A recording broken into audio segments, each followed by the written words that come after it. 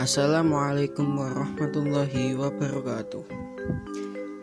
Saya di sini Muhammad Ilhan Asfiqul Wafa dengan NIM 2307020000031 dari Prodi Tadris Matematika Fakultas Tarbiyah dan Ilmu Keguruan. Baik teman-teman, saya di sini akan menjelaskan tentang asal-usul bahasa Indonesia. Perkembangan bahasa Indonesia sebelum merdeka. Pada dasarnya, bahasa Indonesia berasal dari bahasa Melayu. Pada zaman Sriwijaya, bahasa Melayu dipakai sebagai bahasa penghubung antar suku di Nusantara dan sebagai bahasa yang digunakan dalam perdagangan antar pedagang dari dalam Nusantara dan dari luar Nusantara. Peninggalan perkembangan bahasa Melayu. Yang pertama, tulisan yang terdapat pada batu nisan di Minye Tujuh, Aceh pada tahun 1380. 2. Prasasti kedudukan bukit di Palembang pada tahun 683. 3. Prasasti Talang Tuo di Palembang pada tahun 684. 4. Prasasti Kota Kapur di Bangka Barat pada tahun 686. Dan yang terakhir, Prasasti Karangbrahi Bangko Merangi Jambi pada tahun 688. Fungsi bahasa Melayu. Yang pertama, bahasa kebudayaan, yaitu bahasa buku-buku yang berisi aturan-aturan hidup dan sastra. 2. Bahasa perhubungan, linguifence antar suku di Indonesia. 3. Bahasa perdagangan, baik bagi suku yang ada di Indonesia maupun pedagang yang berasal dari luar Indonesia. 4. Bahasa resmi kerajaan. Perkembangan bahasa Indonesia sesudah merdeka. Ikrar para pemuda ini dikenal dengan nama Sumpah Pemuda.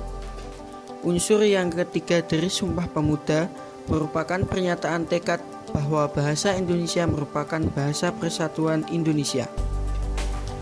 Bunyi Ikrar Sumpah Pemuda sendiri adalah: 1. Kami putra-putri Indonesia mengaku bertumpah darah satu, tanah air Indonesia. 3. Kami putra-putri Indonesia mengaku berbangsa yang satu, bangsa Indonesia. 3. Kami putra-putri Indonesia mengaku menjunjung tinggi bahasa persatuan, bahasa Indonesia. Pada tahun 1928, bahasa Indonesia dikokohkan kedudukannya sebagai bahasa nasional. Bahasa Indonesia dinyatakan kedudukannya sebagai bahasa negara pada tahun tanggal 18 Agustus 1945. Karena pada saat itu Undang-Undang Dasar 1945 disahkan sebagai Undang-Undang Dasar Negara Republik Indonesia. Di dalam UUD 1945 disebutkan bahwa bahasa negara adalah bahasa Indonesia. Pasal 36. Peresmian nama bahasa Indonesia. Dalam perkembangannya, ia mengalami perubahan akibat penggunaannya sebagai bahasa kerja di lingkungan administrasi kolonial dan berbagai proses pembukuan sejak awal abad ke-20. Penamaan bahasa Indonesia diawali sejak dicanangkannya Sumpah Pemuda pada 28 Oktober 1928. Untuk menghindari kesan imperialisme bahasa, apabila nama bahasa Melayu tetap digunakan.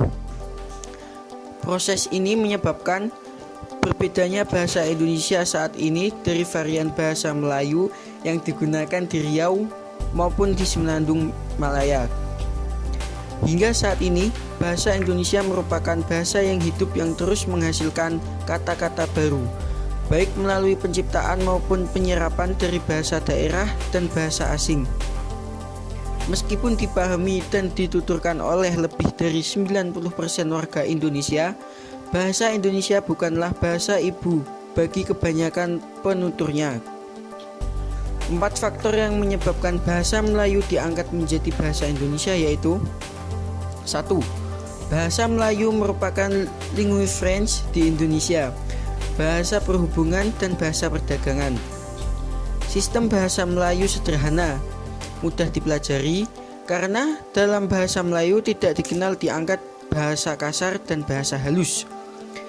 Suku Jawa, suku Sunda, dan suku-suku yang lainnya dengan suku rela menerima bahasa Melayu menjadi bahasa Indonesia sebagai bahasa nasional. Dan yang terakhir, bahasa Melayu merupakan kesanggupan untuk dipakai sebagai bahasa kebudayaan dalam arti yang luas. Sekian penjelasan yang dapat saya sampaikan. Apabila ada tutur kata yang kurang bagus, mohon dimaafkan. Wassalamualaikum warahmatullahi wabarakatuh.